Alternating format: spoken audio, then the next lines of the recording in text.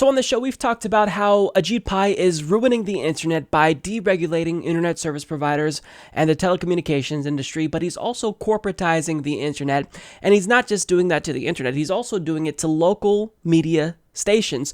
So what he's doing in deregulating the industry, he is paving the way so that way at the local level, we see a bunch of Fox News level propaganda outlets across the country. Now, Andy Kroll of Mother Jones explains on Thursday, the Republican-led Federal Communications Commission voted on a series of actions that would eliminate regulations for local media ownership while approving a new TV broadcast standard developed by Sinclair. Both decisions will likely result in a major windfall for the Maryland-based company, paving the way for Sinclair's proposed $3.9 billion merger with Tribune Media and for the widespread adoption of its next-gen TV service. The FCC's announcement helps pave the way for Sinclair's mega merger with Tribune Media, a deal that would give the company well over 200 TV stations, including in New York, Los Angeles, and Chicago, the country's three biggest media markets. The FCC also voted to remove the 40-year-old ban on a company owning a newspaper and a TV or radio station in the same media market as part of the FCC's deregulatory spree on Thursday. So this would be a disaster. We already know what propaganda does to this country, but if we see this replicated at the local level, if it becomes more prevalent across the country, generations will be brainwashed by Sinclair's propaganda. This is a right-wing company, and Ajit Pai is paving the way for them to basically own all the media and control all the media that we see in these states. And again, that includes New York, Los Angeles, and Chicago. But when it comes to why this matters, Sue Wilson of Common Dreams explains that this is a nifty way to reduce down to just one newsroom, then dictate whatever information that corporation does and does not want you to know in this democracy. It's exactly what happened with radio. Back in the day, when lots of companies owned 40 radio stations, the broadcast industry made big promises that local information would be much more diverse if they could simply own many more stations. The 1996 Telecommunications Act resulted in a handful of corporations owning thousands of stations and force-feeding conservative programming down our country's throats ever since.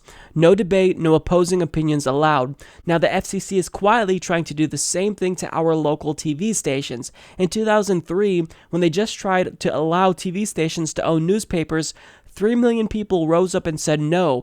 Now they want to allow the newspapers plus all the TV stations in one town to have the same owner, and they're not even asking for public comment. This would be devastating.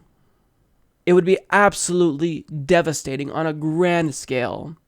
It just paves the way for right-wing propaganda at the local level, because currently when you watch your local news, I mean, really, they're pretty neutral. They're pretty tepid in support for either party. You know, they usually just report local events and whatnot. But if this goes through, if this happens, I mean, you see ownership of the media by one company that can control the narrative and do propaganda on behalf of the corrupt Republican Party. I think that we need objectivity in the news, but this will reduce objectivity in the news.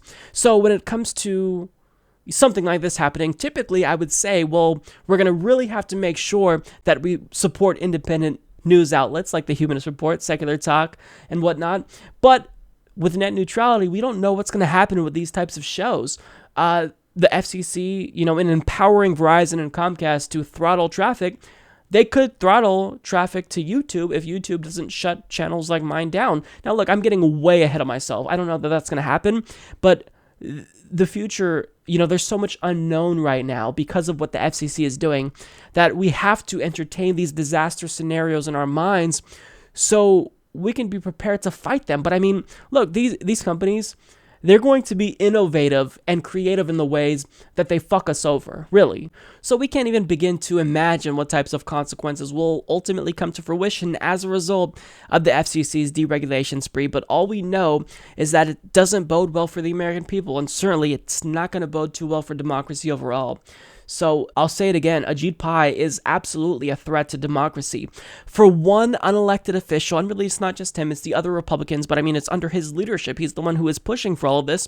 For one unelected bureaucrat to have such a tremendous impact, Congress has got to get involved. He is undermining the will of the people, brazenly so, and he doesn't even care. So this is dangerous. We are going down a really dangerous road, and we've got to make sure that we are cognizant of everything he's doing, because this is bad. Support this podcast by becoming a patron at patreon.com/Humanist Report.